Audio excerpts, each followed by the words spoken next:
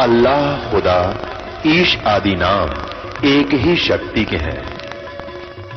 वो कैसा है, कहां है, कैसे मिलता है, किसने देखा है? ये प्रश्नवाचक चिन्ह पूर्ण रूप से हटाने के लिए अवश्य सुनिए जगत गुरु तत्वदर्शी संत रामपाल जी महाराज के अमृत वचन, सर्व पवित्र धर्मों के पवित्र शास्त्रों के आधार पर। और वास्तव में उस परमेश्वर का नाम कबीर देव है। वो कबीर साहब है। वेदों में उसे कबीर देव कहा है। कबीर, कुरान शरीफ में उसको अल्लाहु अकबरू, अकबरी, कबीरा, खबीरा, खबीरन, कबीरन ऐसे बोला गया है। अपनी अपनी जो लैंग्वेज होती है, अपनी अपनी भाषा के आधार से उसी परमात्मा के नाम को थोड़ा बहुत भिन्नता के कारण ही उच्चारण और लिपिबद्ध किया गया है। अब यहां वेदों में कबीर देव है, कबीर शब्द है बहुत स्थानों पर। तो व्याकरण के जो ज्ञाता मानते हैं अपने आप को, वो कहते हैं ये कबीर नहीं बनता।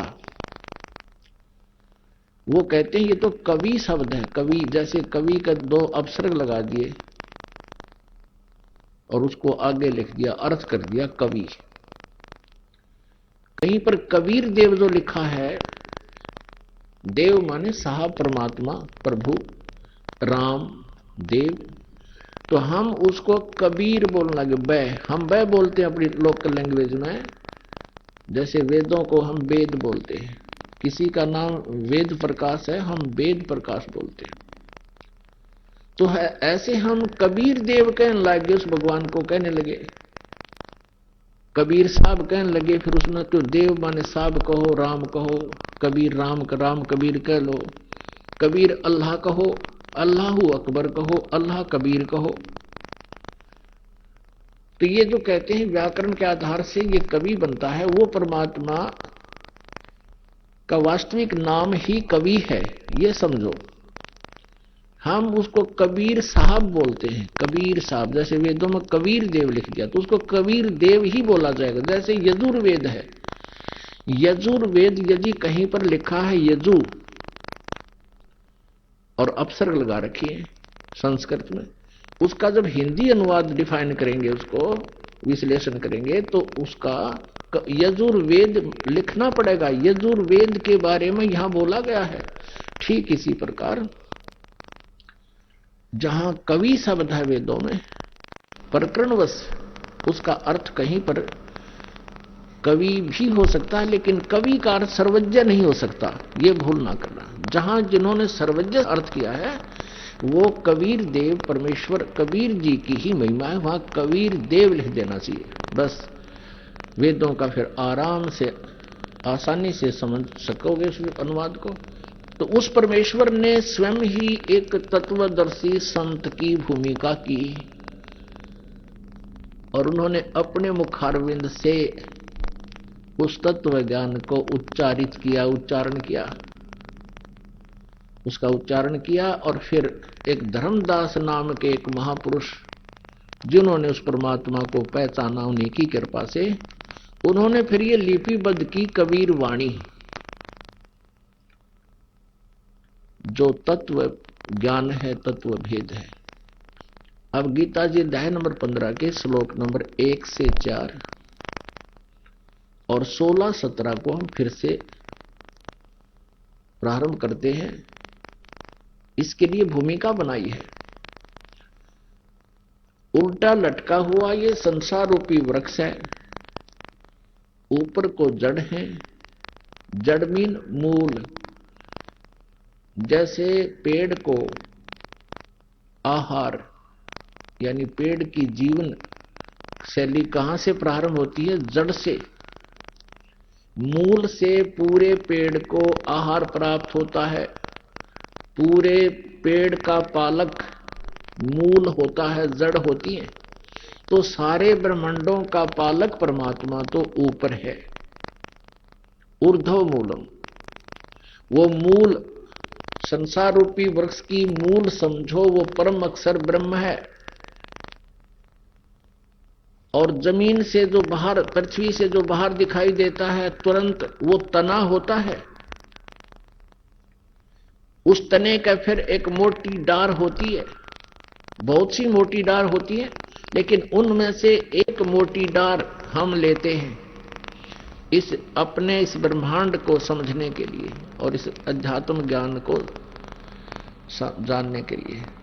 उसमें से मानो एक डार निकली, अब तना तो अक्षर पुरुष, अक्षर ब्रह्म समझो, और उसके फिर आगे एक डार मोटी है, वो सरपुरुष समझो, सरपुरुष, जिसको क्षर पुरुष भी कहते हैं, सरब्रह्म भी कहते हैं, जिसको ज्योत स्वरूपी निरंजन काल भी कहते हैं।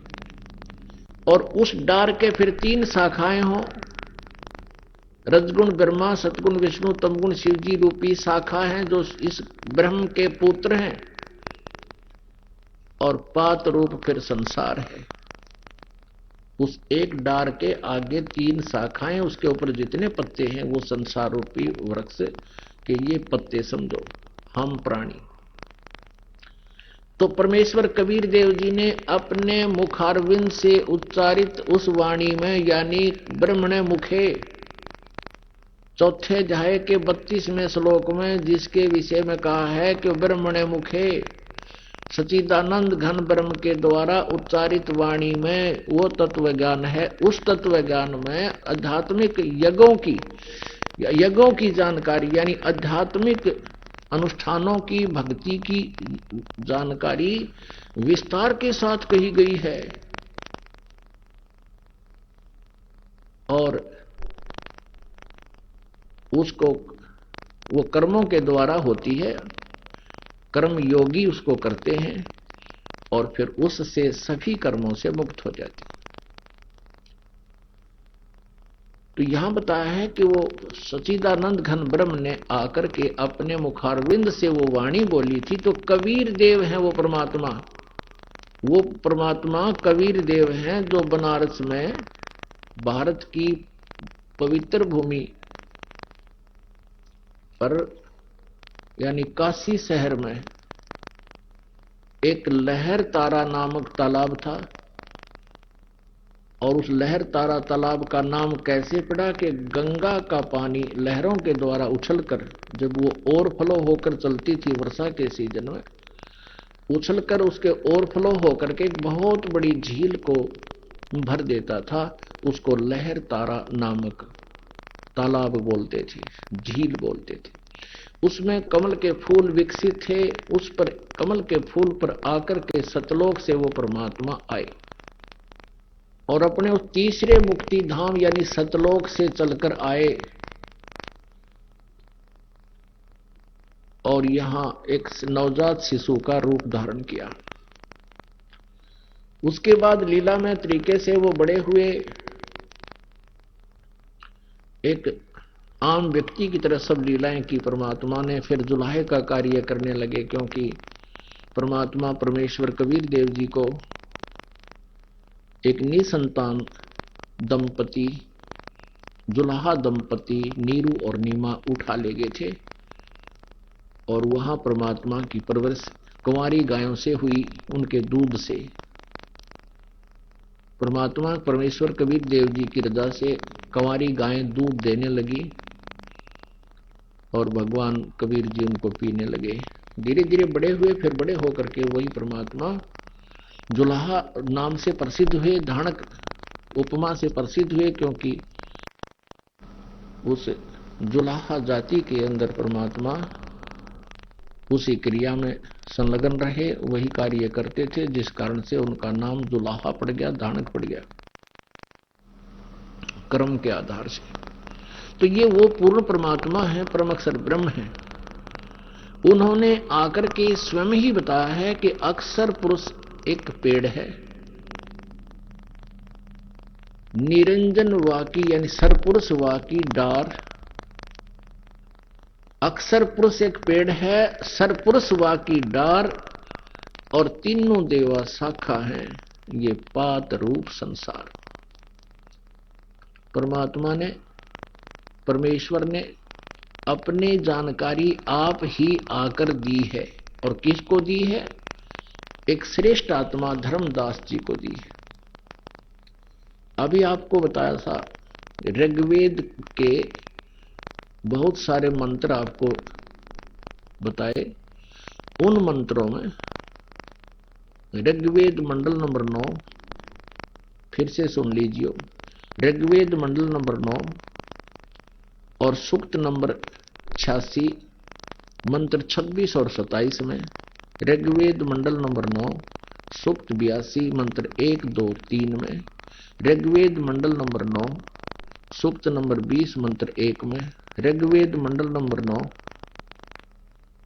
और सूक्त नंबर 1 मंत्र 8, 9 में, ऋग्वेद मंडल नंबर 1 और सूक्त नंबर 31 के मंत्र नंबर 17 में, ऋग्वेद मंडल नंबर 9 सूक्त 96 यानी सूक्त नंबर 96 मंत्र 16 से 21, और भी अन्य स्थानों पर अन्य वेदों में भी बहुत जानकारी है।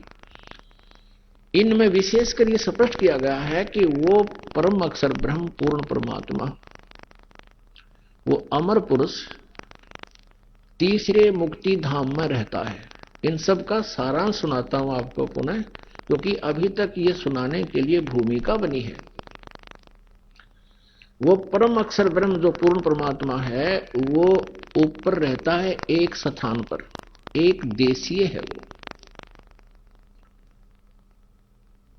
और वहां से वो गति करके आता है, वहां से शरीर चलकर आता है, अपने रूप को सरल करके नीचे आता, सरल करके, सरल माने आसान करके, हल्का तेज पुंज का करके। सतलोक के अंदर सत्य पुरुष पूर्ण परमात्मा कबीर देव जी का जो ओरिजिनल शरीर है, उसमें करोड़ सूर्य, एक रोमकूप में करोड़ सूर्य करोड़ चंद्रमा की रोशनी भी फीकी पड़े, इतना तेज है। तो यदि वो परमात्मा उसी शरीर में यहां आ जाए तो हम सभी की आंखें बंद हो जाएं, हम कुछ नहीं देख सकते। इसलिए वो परमेश्वर अपना अन्य एक हल्का तेज पुंज का रूप धारण करके, हल्के तेज का और मनुष्य के सदृश, वहां भी परमात्मा नर आकार है लेकिन वहां बहुत तेजों में शरीर है, और वहां गई हुई आत्माएं भी तेजों में शरीर युक्त होती हैं, नूरी शरीर की होती हैं, और उनकी आंखें दिव्य दृष्टि होती है। तो वहां जो आत्माएं हैं उनकी आंखें भी हमारे जैसी चरम दृष्टि नहीं है, तो उससे वो बहुत देख सकते हैं परमात्मा। तो यहां वो हल्का तेज पुंज का रूप बना के वो कबीर देव आता है, और वो अपनी एक श्रेष्ठ आत्मा को प्राप्त होता, अच्छी आत्मा को, दृढ़ भक्त को मिलता है। और उसका उद्देश्य क्या होता है? वो तत्व ज्ञान से उसे परिपूर्ण करता है, तत्व ज्ञान बताता है।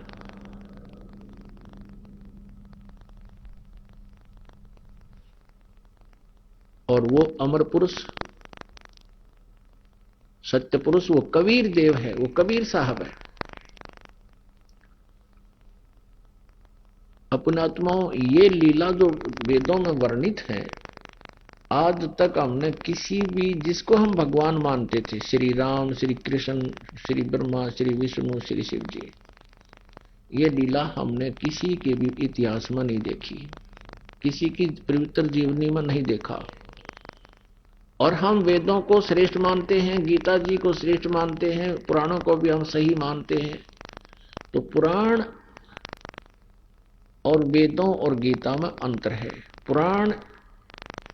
पुराणों के अंदर जो ज्ञान है वो यदि वेदों से हटकर है तो वो किसी ऋषि या ब्राह्मण की या देव की अपनी अनुभूति है, उसका अपना अनुभव है, तो वो मान्य नहीं होता।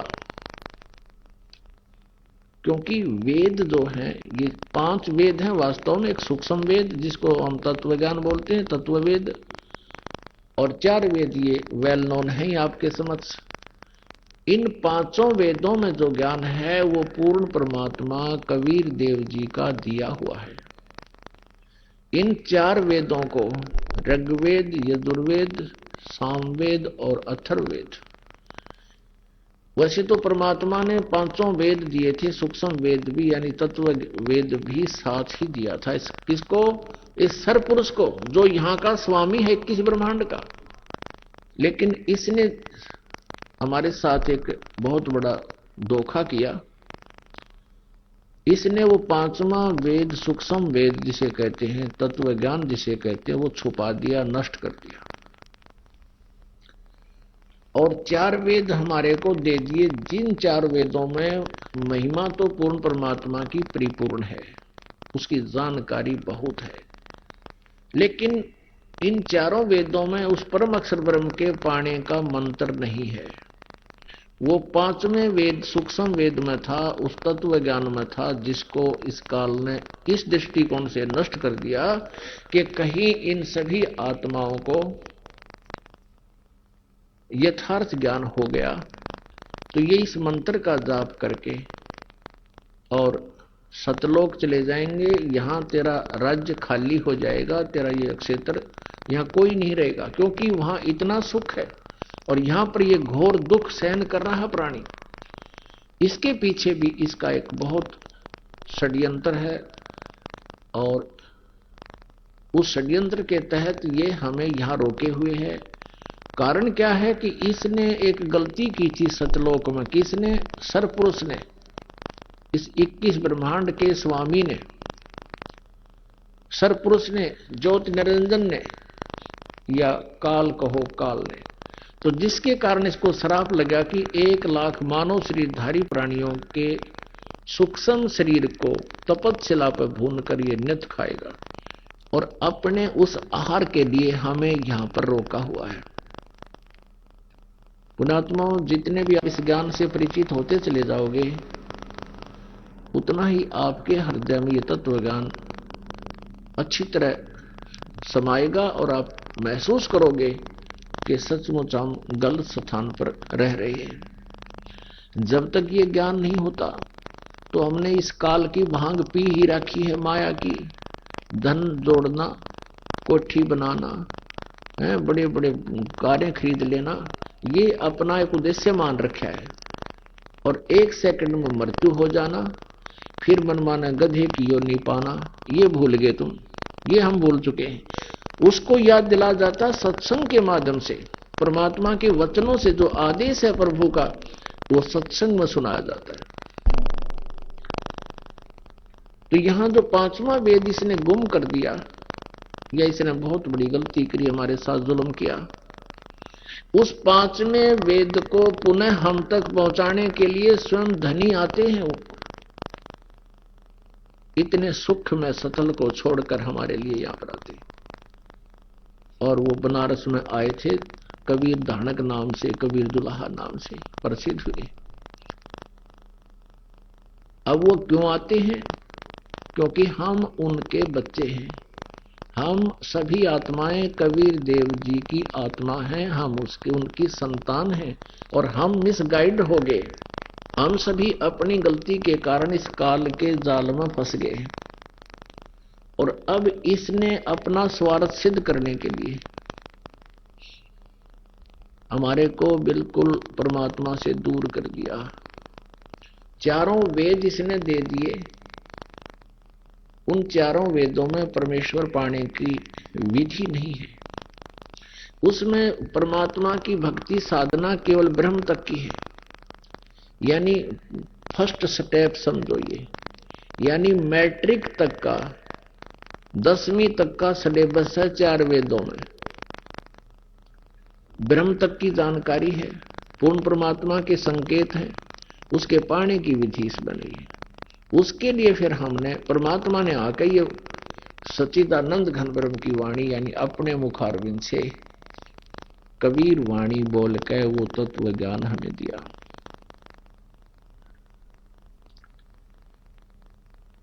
अब यहां प्रसंग चल रहा है कि वो परमात्मा स्वयं ही आकर अपना भेद बताता है। अपने द्वारा रची हुई सृष्टि को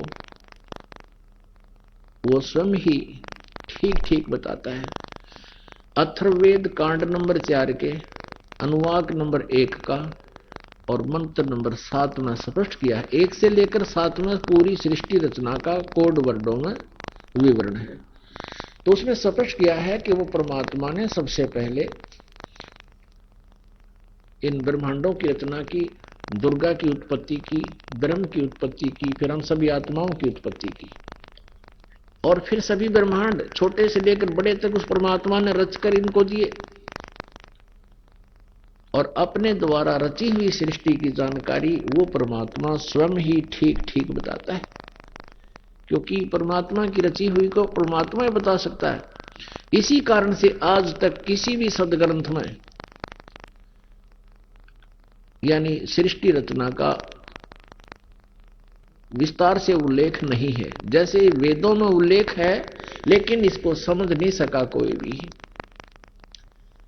इसके लिए सृष्टि रचना जो परमात्मा ने अपने मुखारविंद से आकर के मौखिक सुनाई है, अपने मुख से सुनाई है, विस्तार से समझाई है अपने भक्तों को, फिर उनके माध्यम से फिर हमने जब वेदों को देखा है तो आसानी से सब सदग्रंथ भी हमारे वही गुणगान कर रहे हैं, वही ज्ञान बता रहे हैं जो परमात्मा ने बताया है। अब प्रसंग चल रहा है कि गीता जी अध्याय नंबर 15 के श्लोक नंबर 1 से 4 में यह स्पष्ट किया है कि तत्वदर्शी संत उल्टे लटके हुए संसार रूपी वृक्ष के सभी विभागों को विस्तार से बताएगा, और वो वेद के तात्पर्य को जानने वाला होगा, अर्थात वो तत्वदर्शी संत है। तो परमेश्वर कबीर देव जी ने 600 वर्ष पहले अपने मुखारविंद से उतरित उस सच्चिदानंद घन ब्रह्म की वाणी कबीर वाणी में कहा है, अक्षर पुरुष एक पेड़ है और सरपुरुष वा की डार, जिसको निरंजन कहते हैं, ज्योति निरंजन काल, और उस डार के फिर 3 शाखाएं हैं, ये तीनों देवा शाखा हैं और पात रूप संसार।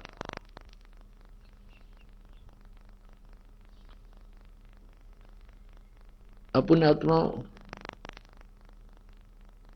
गीता जी अध्याय नंबर 15 के श्लोक नंबर 4 में कहा है कि जब तत्वदर्शी संत मिल जाए, तत्वदर्शी संत की प्राप्ति के उपरांत इस अज्ञान रूपी इस गुत्थी को तत्व ज्ञान रूपी शस्त्र के द्वारा काटकर, अर्थात उस तत्व ज्ञान रूपी शस्त्र द्वारा समझ इसको बिल्कुल साफ करके निर्बाध करके, जब ज्ञान आपको तत्व ज्ञान हो जाएगा, वो बिल्कुल पूरी रूप से सृष्टि रचना समझ में आ जाएगी। हम किस लिए यहाँ आए हैं, कैसे फंस गए, यहाँ पर हमारी जन्म मृत्यु हो रही है, आज हम संतान और संपत्ति में कितने व्यवस्थित हैं और बड़ा आनंद महसूस कर रहे हैं, चाहे हम बेशक दुखी भी हैं, और अपनी संतान के लिए और अपनी संपत्ति को जोड़ने के लिए पूरा जीवन लगा देते हैं और फिर अचानक मृत्यु हो जाती है। ये क्या कारण है? तो कहते हैं इस अध्यात्म ज्ञान को अच्छी तरह समझकर उस तत्व ज्ञान से उसके पश्चात गीता जी अध्याय नंबर 15 के श्लोक 4 में कहा है, उसके पश्चात परमेश्वर के उस परम पद की खोज करनी चाहिए जहां जाने के बाद साधक फिर लौटकर कभी संसार में नहीं आते, यानी उनकी जन्म और मृत्यु सदा के लिए समाप्त हो जाती है। और गीता ज्ञानदाता कहता है कि उसी परमेश्वर से, उसी परम अक्षर ब्रह्म से संसार रूपी वृक्ष की प्रवृत्ति विस्तार को प्राप्त हुई है, अर्थात सभी ब्रह्मांडों की रचना भी उसी परमेश्वर ने, परम अक्षर ब्रह्म ने की है, और केवल उसी परमात्मा की शरण में रहना चाहिए, उसी की भक्ति करनी चाहिए, जिससे तुम्हारी जन्म और मृत्यु सदा के लिए समाप्त हो जाएगी। अब गीता ज्ञानदाता अपनी सतिथि बताता है 4थे अध्याय के 5 और 9 श्लोक में, गीता जी अध्याय नंबर 4 के श्लोक 5 और 9 में, गीता जी अध्याय नंबर 2 के श्लोक नंबर 12 में, और गीता जी अध्याय नंबर 10 के श्लोक नंबर 2 में। उसने स्पष्ट किया है, अध्याय नंबर 10 के श्लोक नंबर 2 में कहा कि अर्जुन, मेरी उत्पत्ति को, अर्थात मेरे जन्म को न तो ऋषि लोग जानते और न ये देवता जानते, ना ये सिद्ध जानते, क्योंकि ये सब मेरे से ही उत्पन्न हुए हैं। अपने आत्मा अपने पिता की उत्पत्ति संतान नहीं जान सकती, लेकिन दादाजी बता देता है उस पिता अपने पुत्र के यानी संतान के पिता की डेट ऑफ बर्थ भी बता देगा। इसी प्रकार ये गीता ज्ञानदाता कहता है कि ये देवता ब्रह्मा विष्णु महेश जी और अन्य सिद्ध पुरुष, ये जितने भी ऋषि महर्षि हैं, ये सब मेरे से उत्पन्न हुए हैं इस 21 ब्रह्मांड के अंदर। ये मेरी उत्पत्ति को नहीं जानते, इससे एक तो ये सिद्ध हो गया कि इसका जन्म तो हुआ है। गीता ज्ञानदाता जो बोल रहा है, जो श्री कृष्ण में बोल रहा है, श्री कृष्ण का जन्म तो वेल नोन है, सभी को पता है, देव की गर्भ से हुए। लेकिन श्री कृष्ण में वो बोल रहा था, काल बोल रहा है, ये सरपुरुष बोल रहा है। अध्याय नंबर 2 में ये कहता है कि अर्जुन ये ना समझ के तू और मैं और ये सभी सेना पहले ना जन्मे थे, और ऐसा भी ना सोच के हम आगे जन्म ना होगा, अर्थात हमारी पहले भी जन्म मृत्यु थी, आगे भी होगी, और वर्तमान में हम जन्मे हैं तो मृत्यु होगी ही होगी। फिर गीता जी अध्याय नंबर 4 के श्लोक 5 और 9 में कहा है कि अर्जुन तेरे और मेरे बहुत जन्म हो चुके हैं, तू नहीं जानता मैं जानता हूं, मेरे जन्म और कर्म अलौकिक है। अब कर्म तो इसके न्यू अलौकिक है। श्री कृष्ण जी में प्रवेश करके महाभारत का युद्ध करवा दिया और गीता का ज्ञान दे दिया, स्वयं सामने आता नहीं। गीता जी अध्याय नंबर 7 के श्लोक 24 और 25 में यह कहता है कि मैं अपनी योग माया से छुपा रहता हूं, मैं किसी के समक्ष नहीं आता अपने वास्तविक रूप में। और ये मूर्ख जन समुदाय, ये सैनिक मुझे कृष्ण मान रहे होंगे, आई एम नॉट कृष्ण, मैं व्यक्ति रूप में नहीं प्रकट होता, मुझे अव्यक्त को ये व्यक्तिम आपनम मनन्ते, मुझे ये व्यक्ति रूप में कृष्ण मान रहे हैं, मैं कृष्ण नहीं हूं, मैं तो इसके अंदर बोल रहा हूं और अपनी योग माया से छुपा रहता हूं। मैं कभी किसी के समक्ष अपने यथार्थ रूप से नहीं आता। इस प्रकार इसके कर्म अलौकिक हैं। जैसे पुरकुत्स के अंदर प्रवेश करके इसने उनका जो है गंधर्व का नाश कर दिया। पुरकुत्स नामक एक क्षत्रिय राजा के शरीर में प्रवेश करके ये काल इसने फिर सब गंधर्व को मार डाला। फिर पुरंजय के शरीर में प्रवेश करके इसने राक्षसों को मार डाला, देवताओं के पक्ष में खड़ा होकर के।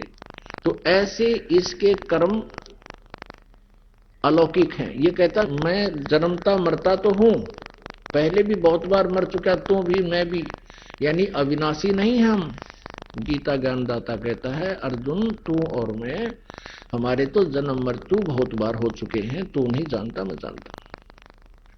तो इसे सिद्ध हो गया कि इसकी साधना से, जब ये स्वयं ही जन्म मृत्यु में है, तो इसके साधक सदा के लिए जन्म मृत्यु से कैसे छूट सकते, संसार में कैसे नहीं आ सकते। अर्थात इनके साधक ब्रह्म तक के उपासक भी जन्म और मृत्यु में रहते हैं। इसका विशेष प्रमाण और दिया है।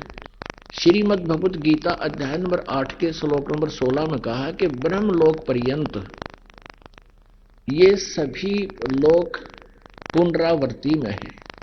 पुनरावर्ती का अर्थ है वहां गए हुए साधक भी पुनः लौटकर, पुनः क्षीण होने पर पुनः लौटकर जन्म मृत्यु में आते हैं। तो इसे सिद्ध हो गया कि वो फिर सदा के लिए मोक्ष नहीं प्राप्त कर सके। ब्रह्म साधक भी, सरपुरुष के साधक भी। इसलिए गीता ज्ञानदाता कहता है 15वें अध्याय के 4थे श्लोक में कि जब तत्वदर्शी संत प्राप्त हो जाए उसके पश्चात परमेश्वर के उस परम पद की खोज करनी चाहिए, जहां जाने के बाद साधक फिर लौटकर कभी संसार में नहीं आते हैं। और जिस परमेश्वर ने सारे ब्रह्मांडों की रचना की है और मैं भी उसी की शरण में हूं, उसको छोड़कर किसी और की भक्ति नहीं करनी चाहिए। गीता जी अध्याय नंबर 18 के श्लोक नंबर 62 और 66 में भी यही प्रमाण किया है। अध्याय नंबर 18 के 62 में कहा कि अर्जुन तू सर्वभाव से उस परमेश्वर की शरण में जा, उसकी कृपा से तू परम शांति को, परम शांति तभी होगी जब हम जन्म मृत्यु से छुटकारा पाकर सतलोक में रहेंगे, कभी मरण नहीं होगा, वहां बुढ़ापा नहीं है और हमारा शरीर का मटेरियल भी भिन्न है जिसमें कोई रोग नहीं, अनामय और सनातन परम धाम को प्राप्त होगा।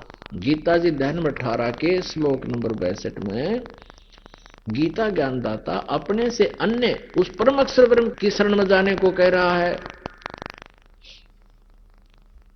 कि उसकी कृपा से तू परम शांति को और सनातन परम धाम को, ओए होए, यानी उस अमर लोक को, शाश्वतम शतानम,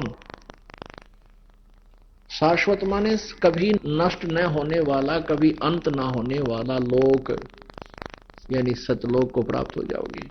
अब गीता जी अध्याय नंबर 18 के श्लोक नंबर 62 में इन्होंने फिर गड़बड़ कर दी अनुवादकर्ताओं ने।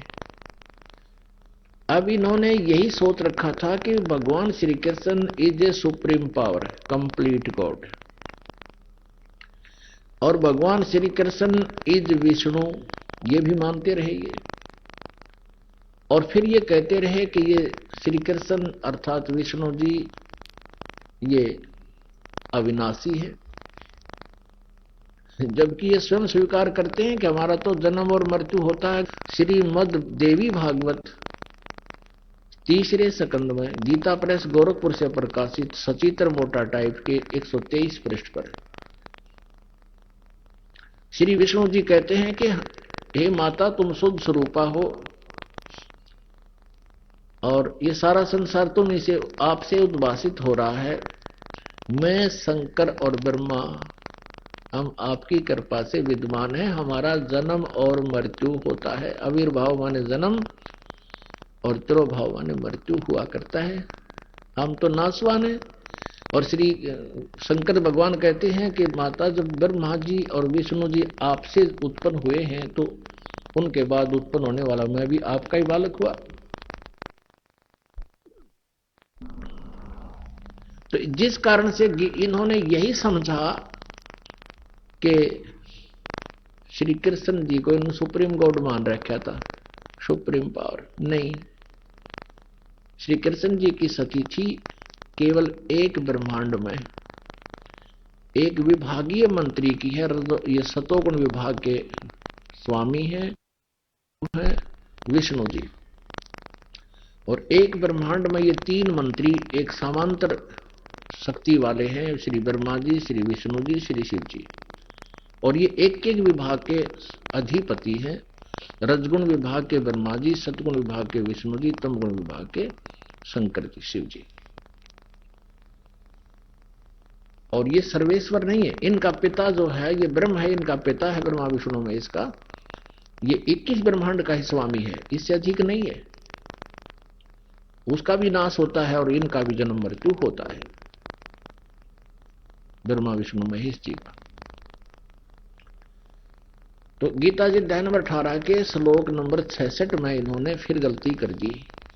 अब गीता ज्ञान दाता कह रहा है कि अर्जुन यदि तूने उस परम अक्षर ब्रह्म की शरण में जाना है और जन्म मृत्यु से सदा के लिए छुटकारा पाना है तो सर्वधर्मान परित्यज्यमाम, मेरे सतर की सभी पूजाओं को मुझ में छोड़ दे, मुझे दे दे। एकम शरणम वर्ज, एकम शरणम वर्ज, मेरे सतर की सभी पूजाएं मुझे छोड़, मुझे दे दे। एकम शरणम व्रज, एकम माने जिसके समांतर दूसरा ना हो, अद्वितीय सर्वशक्तिमान एकम, उस सर्वशक्तिमान की शरण में, परम अक्षर ब्रह्म की शरण में व्रज माने जा। और इन्होंने अज्ञानतावश व्रज का अर्थ कर रखा है मेरी शरण में आ जा। कारण क्या रहा कि इनकी बुद्धि विचलित रही, तत्व ज्ञान से अपरिचित रहे, तत्व ज्ञान इनको प्राप्त हुआ नहीं, जिस कारण से इन अनमोल ग्रंथों के अर्थों का इन्होंने अनर्थ कर डाला। तो यहां ये गीता ज्ञान दाता कहता है कि सर्वधर्मान परित्यज माम एकम शरणम व्रज अहम तवा सर्व पाप्यो भो मोक्षामि मा शुच।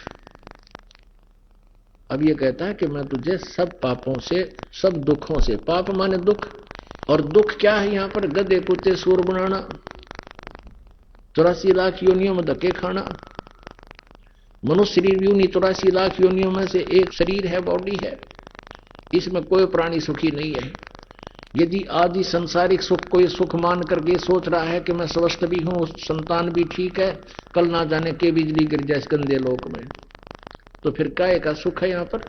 और जिन सुविधाओं को हम अपनी मान रहे हैं, कार, कोठी, संपत्ति, ये 1 मिनट में मृत्यु हो जाए, फिर कहां अपनी? चूहा बनकर घुसे फिर कितने बिल में। तो यहां ये बताना चाहा है कि ये इन सभी दुख हम क्यों पा रहे हैं? क्योंकि हमने ब्रह्म साधना की। इन ऋषि महर्षियों ने सबसे पहले वेदों से जो जानकारी ब्रह्मा से प्राप्त हुई, ब्रह्मा जी ने ओम नाम बता दिया इनको कि वेदों में यजुर्वेद अध्याय नंबर 40 के मंत्र नंबर 15 में लिखा है कि ओम कर्तु समर किलवे समर और कर्तुम समर वायु अनिलम अथ इदम भस्मांतम शरीरम। भस्मांतम शरीरम माने जब शरीर का अंत होगा, यानी तो शरीर छोड़कर जाएगा, उस समय तक इस ओम नाम का जाप करता रहे, काम करते करते सिमन कर। ओम कर्तु समर, कर्तु माने काम करते करते, और किलवे समर, किलवे माने विशेष कसक के साथ, औपचारिकता से नहीं, और कर्तुम माने अपना परम कर्तव्य जान के कि मनुष्य जीवन केवल परमात्मा पाने और भक्ति मोक्ष कराने के लिए ही प्राप्त हुआ है, इस उद्देश्य से तो अत्यधिक समय लगा। लेकिन इन यहां से ब्रह्मा जी ने और अन्य ऋषियों ने ओम नाम तो ले लिया, और ब्रह्म जैसे यजुर्वेद अध्याय नंबर 40 के मंत्र नंबर 17 में, यानी यजुर्वेद का अंतिम मंत्र है, उसमें स्पष्ट कर दिया है वेद ज्ञान दाता ये ब्रह्म है, सरपुरुष है, जो गीता ज्ञान दाता है, श्री कृष्ण में प्रवेश करके गीता जी का ज्ञान दे रहा है, वही ये वेदों का ज्ञान अब दे रहा है, परमात्मा से प्राप्त ज्ञान को सुना रहा है। ये कहता है कि वो पूर्ण परमात्मा तो ऊपर प्रोक्ष है, वो तो गुप्त है। जैसे संसार रूपी वृक्ष की जड़ें पृथ्वी के अंदर प्रोक्ष होती हैं, गुप्त होती हैं, ऐसे वो पूर्ण परमात्मा तो ऊपर प्रोक्ष है, और मैं ब्रह्म हूं, और मैं खम ब्रह्म, अहम खम ब्रह्म ओम, मेरा ओम नाम है, और मैं अंतरिक्ष में ब्रह्मलोक में, ब्रह्म लोक रूपी उस अंतरिक्ष में मैं रहता हूं, और वो परमात्मा तो अलग है, वो तो प्रोक्ष है। अब यहां ये दो भगवान हैं, ये भी ब्रह्मा जी का समझ में आए ना ऋषियों का समझ में आई। जैसे गीता जी अध्याय नंबर 4 के श्लोक नंबर 34 में कहा कि उस तत्व ज्ञान को जो परमात्मा आकर बताता है, वो तत्व ज्ञान है, वो अपने मुखारविंद से बोलता है, उस तत्व ज्ञान को तू तत्वदर्शी संतों के पास जाकर समझ। यानी गीता अध्याय नंबर 4 के श्लोक 32 और 34 दोनों मिलकर के इस कंसेप्ट क्लियर होता है।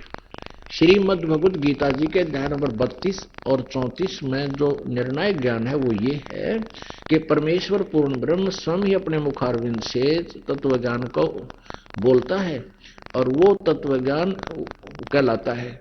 उस तत्व ज्ञान को तत्वदर्शी संतों के पास जाकर समझ, और वो तत्वदर्शी संत फिर तुझे उस परमात्मा तत्व का ज्ञान कराओगे। और यही यजुर्वेद अध्याय नंबर 40 के श्लोक नंबर 10 मंत्र नंबर 10 से लेकर 13 में स्पष्ट किया है।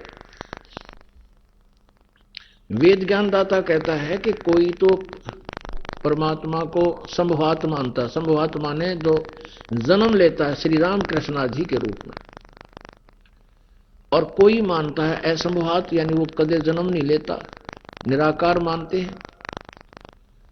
तो यहां बताया गया कि इस वो परमात्मा जन्म लेता है या नहीं लेता है, वो निराकार है या साकार है, इसकी जानकारी भी तत्वदर्शी संत बताते हैं। धीराणाम, धीराणाम माने तत्वदर्शी संत जिनका ज्ञान टिकाऊ हो, और उनसे सुनो। अब परमात्मा कहते हैं मोती मुक्ता दर्शत नाही, ये जग है सब अंधरे, दिखत के तो नैन चश्म, इनका फेरा मोतिया बंदरे। ये दिखत महर्षि और बड़े बड़े विद्वान संस्कृत ने घोटालाएं बैठे थे, और कह नहीं पता था भगवान के बारे में, अध्यात्म ज्ञान, ना वेदों का ज्ञान था इनको। अब परमात्मा कहते हैं इनका मोतिया बिंद था। जैसे किसी का मोतिया बिंद हो जावे, उसकी आंखें बहुत स्वस्थ दिखाई देती हैं, स्वस्थ। आम व्यक्ति तो इन्हों सोचा इसने घना दिखता होगा, और उसने दिखता को ना कुछ भी, उधर निपट अंधा होता है।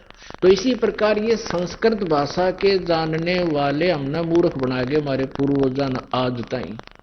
हमने सोचा करते ये संस्कृत भाषा को जानने वाले हैं, वेद और गीता और पुराण ये सभी संस्कृत भाषा में लिपिबद्ध है। तो हमने ये मान लिया ये विद्वान पुरुष हैं और इन्होंने ग्रंथों को सही जाना है, और जो ये हमें मौखिक ज्ञान सुना रहे हमारी लैंग्वेज में यह सही है, हमने फाइनल कर लिया। अब परमात्मा कहते हैं ये तो इनका तो मोतिया बंद हो रहा था, और हमने तो ये दिखे थे, आख्याले थे अंधे, हमने भी ले गए खड्डा में, आप भी डूब मरे। हमारे पूर्वज सारे भूत बना दिए, मेरे को उनके श्राद्ध निकालो, हुआ पहले भूत बनवाए, अरे दोसर कर दिए कि ईब उनके श्राद्ध निकालो, पेट भरनिया नहीं और काम चला दिया। तो यहां यजुर्वेद अध्याय नंबर 40 के श्लोक नंबर 10 से 13 में स्पष्ट किया हुआ है कि उस परमात्मा के बारे में सही जानकारी तो तत्वदर्शी संत बताएंगे, विद्वान पुरुष जिनका ज्ञान टिकाऊ हो। फिर विद्वान और अविद्वान की परिभाषा क्लियर करी है, इसमें स्पष्ट किया है यजुर्वेद अध्याय नंबर 40 के ही मंत्र नंबर 11 से लेकर 13 तक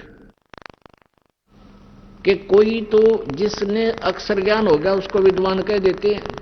जैसे किसी ने संस्कृत भाषा आती है तो उसको विद्वान कहने लगे, महर्षि। और जिसको अक्षर ज्ञान नहीं है उसको अविद्वान कहने लगे कि ये तो अविद्वान है, इसको अक्षर ज्ञान नहीं है, ये शिक्षित नहीं है। यानी शिक्षित को तो अक्षर ज्ञान वाले को तो विद्वान कहने लगे, और अशिक्षित को अविद्वान। इतनी सी परिभाषा बना ली। कहते हैं विद्वान और अविद्वान की परिभाषा भी वो तत्वदर्शी संत ही बतावेगा, उनसे सुनो।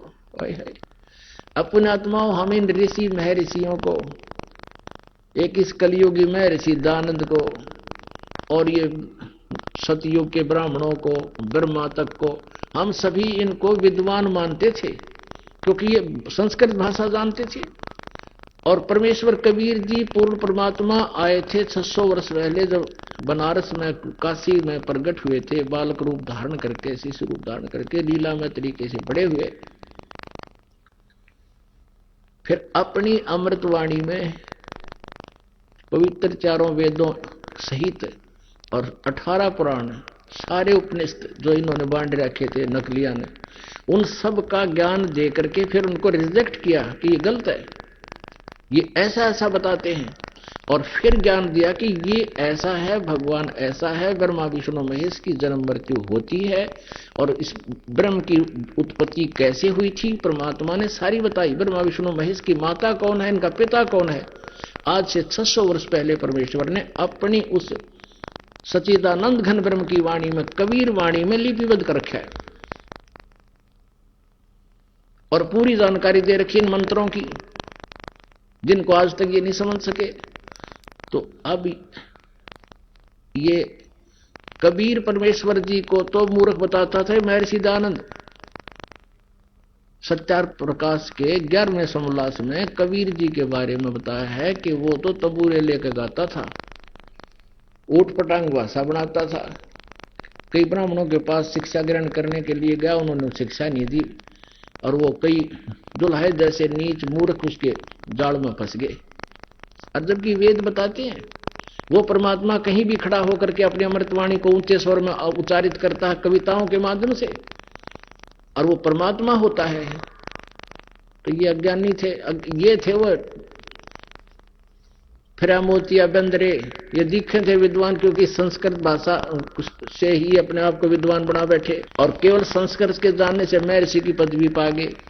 देखो, विद्वान एक भाषा से नहीं, अध्यात्म ज्ञान से, क्योंकि आध्यात्मिक मार्ग में जो विद्वान और अविद्वान है, वो तत्व ज्ञान जिसके पास है वो विद्वान है, चाहे उसको अक्षर ज्ञान है या नहीं है।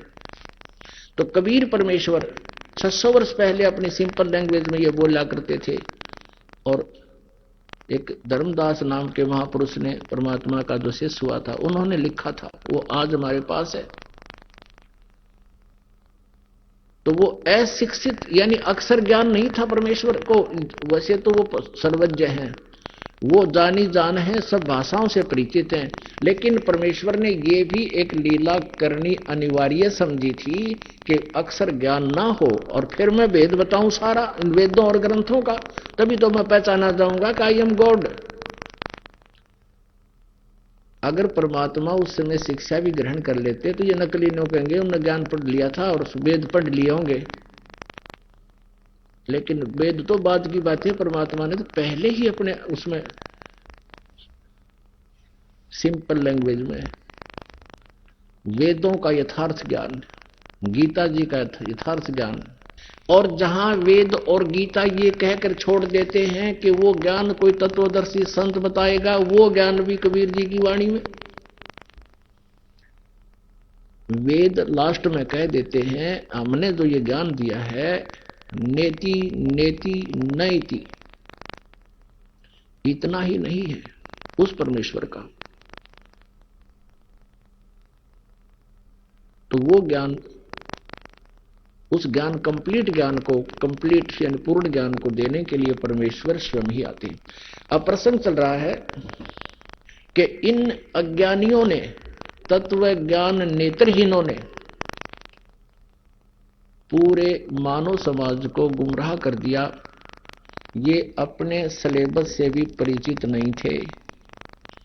हम विद्यार्थी हैं, आप विद्यार्थी हैं जो परमात्मा की खोज में आए हो, जिन्होंने उपदेश कहीं ना कहीं किसी संत पंथ से लिया है। और गुरु टीचर होता है, गुरु कहो टीचर कहो, ये आध्यात्मिक शब्द इसलिए लगाया जाता है क्योंकि यहाँ आध्यात्मिक ज्ञान दिया जाता है। एक अक्षर ज्ञान के टीचर होते हैं, वो भी गुरु होते हैं। टीचर माने शिक्षा देने वाला। एक मोटरसाइकिल चलानी सिखाए वो भी टीचर है, एक मैकेनिक है वो भी टीचर है, वो अपने उस जॉब का, उस वर्क का प्रोसीजर से परिचित है।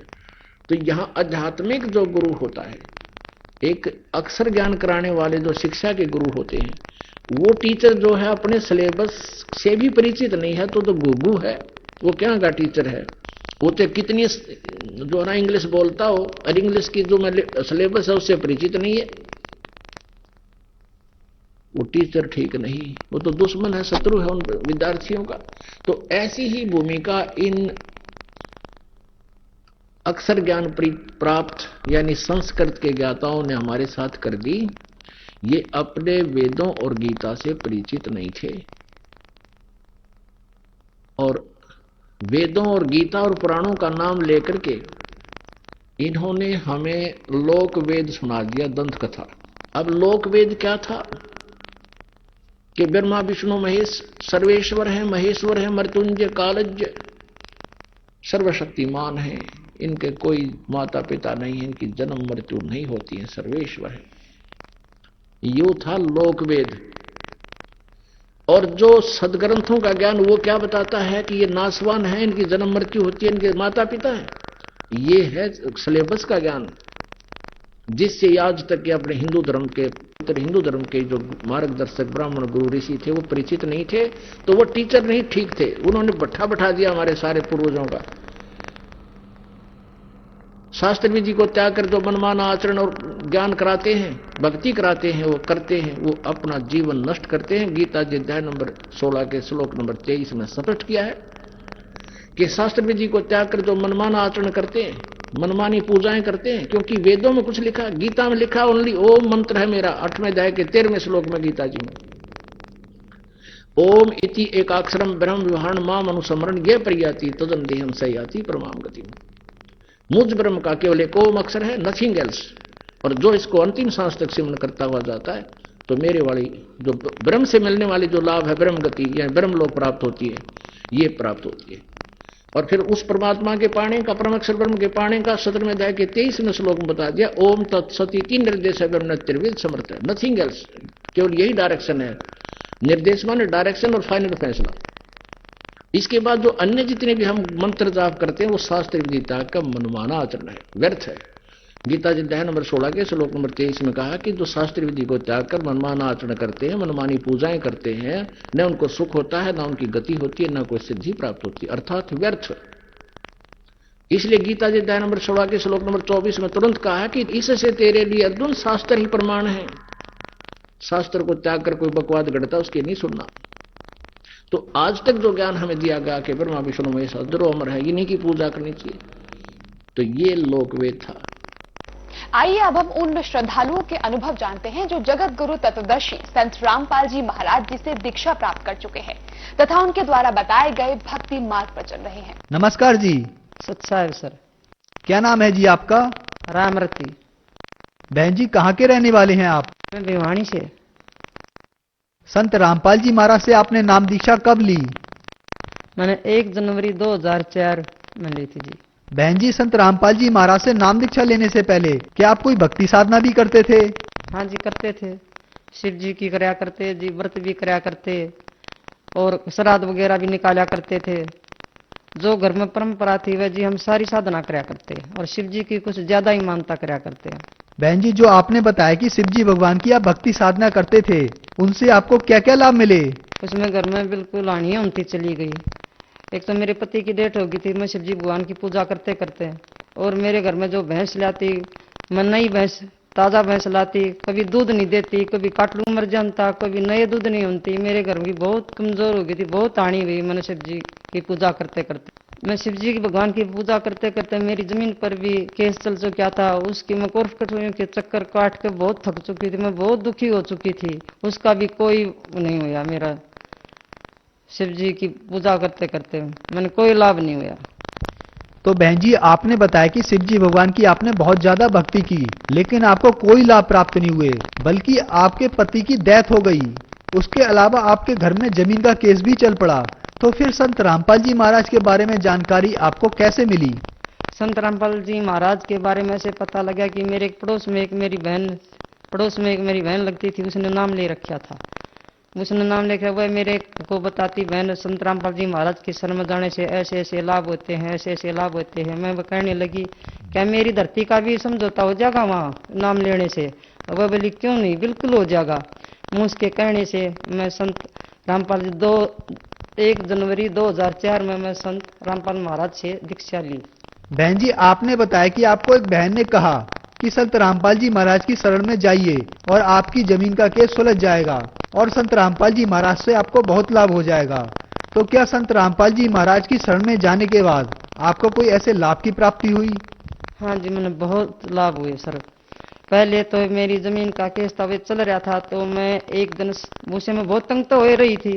एक दिन मैं संत रामपाल जी महाराज जी का सत्संग था, मैं सत्संग में परमात्मा के घर दंडोत प्रणाम करके रोने लगी, हे परमात्मा या तो इस जमीन का किसी भी तरह करा दो, या इसे बिकवा दो, या इसका समझौता करवा दो। परमात्मा मैंने इसे कोर्ट कचहरी के चक्कर काट के मैं थक चुकी है। मैं ऐसे होते हुए परमात्मा ये कहकर संत रामपाल जी महाराज का सत्संग था करोत है, मैं वहां आ गई। वहां आने के बाद परमात्मा ने ऐसी दया करी संत रामपाल जी महाराज ने मेरे ऊपर कि जो जमीन को लेने से कई दिन के इच्छुक थे वे कभी नहीं लिया करते, ऐसे ना कानावानी कर जानते। फिर वे वहां पर पहुंचे, वह बोले उन्हें वहां पर अलासमेंट करवाई, भिवानी से रामरती को बुलाना। मैंने सोची क्या हो गया घर पर, मैं अच्छे ठीक ठाक से आई थी, मैं एकदम घबरा गई। सत्संग होने के बाद मैं बाहर आई तो मैंने देखे तो वे जो जमीन लेने वाले थे वे बाहर खड़े थे। वह बोले, मैं बोली क्या भाई आपने अलासमेंट करवाई है? बोले हाँ जी आप हमने करवाई है। मैं बोलो भाई, बोला आप जमीन लेनी साहब की। मैं बोली भाई तुम नहीं लेते, तुम मन वैसे दुखी कर रहे हो ना। बोला बहन जी आप आपकी जमीन हम लेने के लिए आए सा। सर जी ऐसा हुआ परमात्मा ने वही 10 मिनट में हमारी हाँ ना होकर हमारी फैसला वही जमीन का हमारा काम हो गया। मैं दे इतने का मैंने मोल बताया, वह बोली ठीक से कल आने का आपकी रजिस्ट्री करवा देंगे। वह अगले दिन मैं घर आई, वह अगले दिन मेरे घर आ गए पैसे लेकर और मेरी जमीन की रजिस्ट्री पहले मेरे पैसे दिए, बाद में उन्होंने मेरी रजिस्ट्री करवाई। आज से उस दिन के बाद मेरे घर में कोई भी उस जमीन के बारे में कोई भी झगड़ा नहीं है। वे जिसकी जमीन पर हमारा केस चल रहा था वे मेरे घर पर आकर बिल्कुल माफी मांग कर गए, बोले भाई हमने आपके लिए गलत कर रखा था।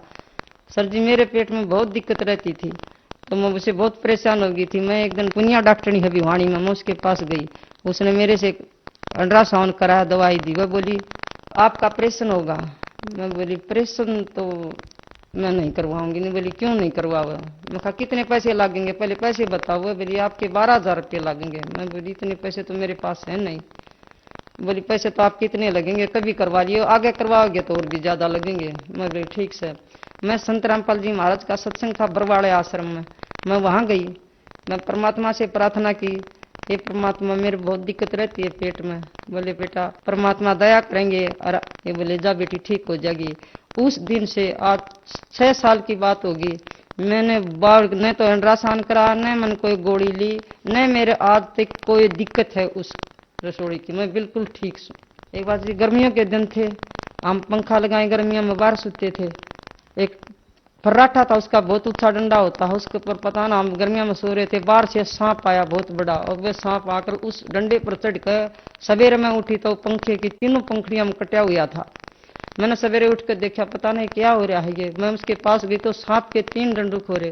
पता ना परमात्मा संत रामपाल जी महाराज ने हमारी कैसी कैसी दया करी है हमारे ऊपर, हमारे ऐसे ऐसे संकटों से हम बचाए हैं परमात्मा ने। तो बहन जी आपने बताया कि संत रामपाल जी महाराज की शरण में आने के बाद आपकी जमीनी विवाद का समझौता हो गया। इसके अलावा आपकी एक पेट में रसोली थी जिसका ऑपरेशन बताया गया था और वो भी बिल्कुल ठीक हो गई। तो फिर जो श्रद्धालु आज आपको सुन रहे हैं आप उन्हें क्या संदेश देना चाहेंगे? संदेश तो क्या देंगे, प्रार्थना कर सकूं भाई संत रामपाल जी महाराज का सत्संग आता है वे साधना चैनल के ऊपर, उसने ध्यान से अगर 10 दिन भी सुन लोगे ना तो भगवान ऐसा ज्ञान देता है, ऐसा परमात्मा का ऐसा निर्मल ज्ञान है जो शास्त्रों के अनुसार भक्ति देता है परमात्मा।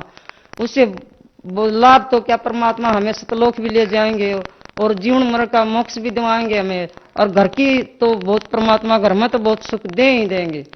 आप सबसे प्रार्थना है संत रामपाल जी महाराज की शरण में और अपना कल्याण करवाओ। बहन जी संत रामपाल जी महाराज की शरण में कैसे आ सकते हैं? संत रामपाल महाराज की शरण में टीवी पर बहुत से चैनलों पर सत्संग चलता है, उसके नीचे पीली पट्टी आती है, उनके ऊपर फोन नंबर है, उनको फोन लगाकर आप दीक्षा ले सकते हो। बहन जी आपने बताया कि आपने संत रामपाल जी महाराज से 2004 में नाम दीक्षा ली, उसके बाद 2006 में करौथा कांड हुआ और अभी 2014 में बरवाला कांड हुआ। इन दोनों कांड में मीडिया के द्वारा संत रामपाल जी महाराज के बारे में जो बताया गया वो बहुत ही उलट था और जो आप लोग बता रहे हैं इन दोनों में बिल्कुल ही अंतर है। तो आखिर सच्चाई क्या है? जो मीडिया बोल रही है ये बिल्कुल झूठ है, ये बिल्कुल साजिश रची हुई है। वहां पर कुछ भी ऐसी चीज नहीं थी जो ये मीडिया और इतना घिनौना खिलौना संत रामपाल जी महाराज के ऊपर केस पर केस लगाई रखी है, बिल्कुल झूठे केस बनाए हुए से। वहां पर कुछ भी नहीं था ऐसा, सिर्फ एक सच्चा ज्ञान और सच्ची भक्ति परमात्मा की भक्ति है वहां पर। वो ऐसा ज्ञान सारी धरती पर भी नहीं है, ऐसे संत रामपाल जी महाराज है, ऐसे पृथ्वी पर कोई संत नहीं है और नहीं आएगा। धन्यवाद जी। सत साहिब।